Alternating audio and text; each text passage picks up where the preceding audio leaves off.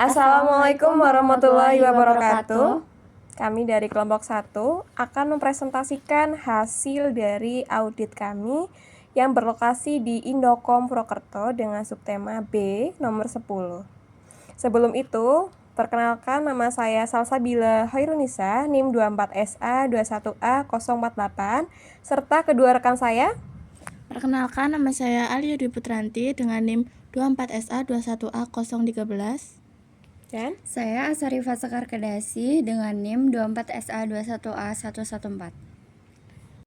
Baik, untuk pemaparan materi pertama akan disampaikan oleh rekan saya yaitu Alia. Baik, untuk yang pertama yaitu latar belakang, di mana perkembangan teknologi informasi telah mendorong perusahaan untuk mengandalkan sistem informasi sebagai penunjang utama dalam menjalankan proses bisnis. Sistem informasi ini berfungsi untuk mengolah data, meningkatkan efisiensi kerja, mempercepat proses administrasi, serta mendukung pengambilan keputusan manajemen. Oleh karena itu, sistem informasi harus memiliki tingkat keandalan, keamanan, dan efektivitas yang baik. Di Indokom Purwokerto, sistem informasi digunakan dalam kegiatan operasional sehari-hari, khususnya dalam pengelolaan data dan proses pembuatan serta pencetakan invoice. Sistem informasi ini berperan penting dalam menunjang kelancaran administrasi dan pelayanan kepada pelanggan. Namun, dalam pelaksanaannya masih ditemukan beberapa kendala teknis seperti terjadinya error pada proses print out invoice serta potensi ketidakstabilan sistem. Dalam konteks audit sistem informasi, sistem yang digunakan perlu dievaluasi untuk memastikan bahwa sistem informasi tersebut telah berjalan sesuai dengan standar yang berlaku, mampu melindungi aset informasi perusahaan serta mendukung tujuan bisnis secara optimal. Audit sistem informasi ini dilakukan untuk menilai aspek efektivitas, efisiensi, keamanan, keandalan, dan integritas data. Oleh karena itu, dilakukan sistem informasi audit di Indokom Purwokerto melalui pengumpulan data menggunakan kuesioner dan observasi terhadap pengguna sistem ini. Hasil audit diharapkan dapat memberikan gambaran kondisi sistem informasi saat ini serta menjadi dasar dalam memberikan rekomendasi, perbaikan, dan pengembangan sistem.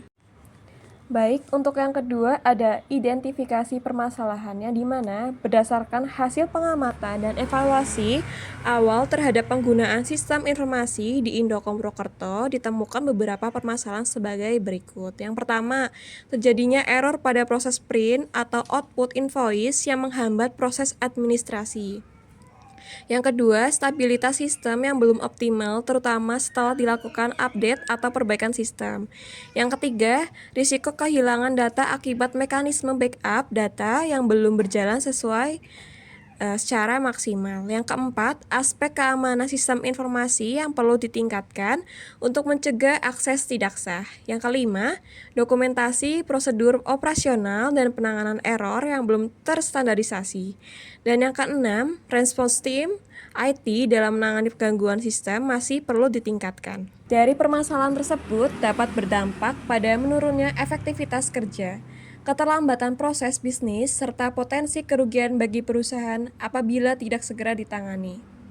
Yang kemudian juga ada nomor 3, ruang lingkup audit sistem informasi, yang dimana ruang lingkup ini adalah sebagai wadah audit sistem informasi pada Indokom Purwokerto, meliputi yang pertama, audit terhadap sistem informasi, administrasi, dan invoice. Yang kedua, evaluasi proses input, proses, dan output data. Yang ketiga, penilaian kontrol keamanan sistem informasi. Yang keempat, evaluasi mekanisme backup dan recovery data. Yang kelima, penilaian stabilitas dan keandalan sistem. Yang keenam, evaluasi prosedur operasional dan penanganan error. Dan yang terakhir, nomor 7, penilaian dukungan dan respon tim IT terhadap permasalahan sistem. Selanjutnya yang keempat, framework audit sistem informasi. Framework yang digunakan dalam audit sistem informasi ini mengacu pada COBIT atau Control Objective for Information and Related Technology, khususnya pada domain. Yang pertama, Deliver Service and Support atau DSS, menilai keberlangsungan layanan sistem, penanganan insiden, dan dukungan teknis. Yang kedua, Align Plan and Organize atau APO, menilai perancangan, pengelolaan risiko, dan pengaturan sistem informasi. Yang ketiga, Monitor, Evaluate, and Assess atau MIA, menilai proses pemantauan kinerja sistem dan kepatuhan terhadap prosedur.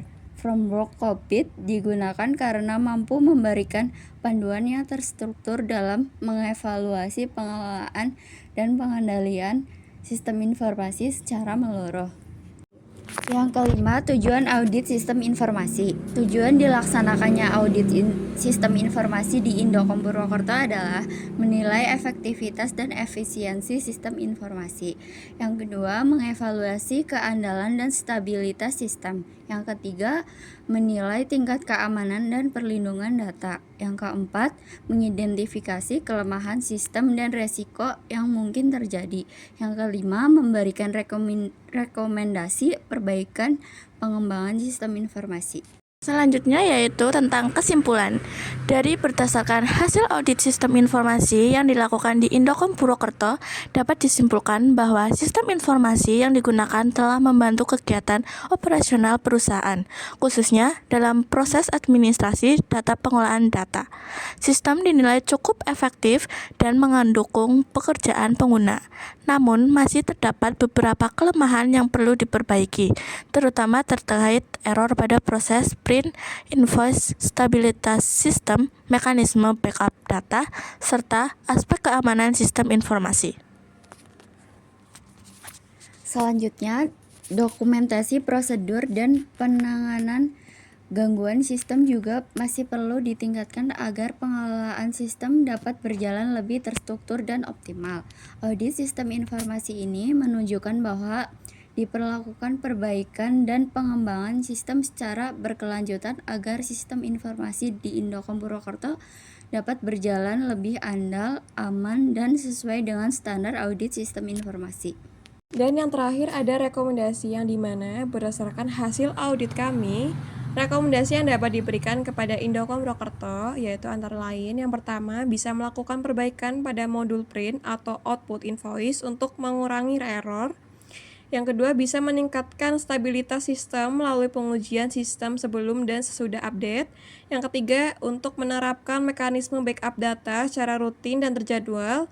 Yang keempat, bisa untuk meningkatkan keamanan sistem dengan pengaturan hak akses pengguna.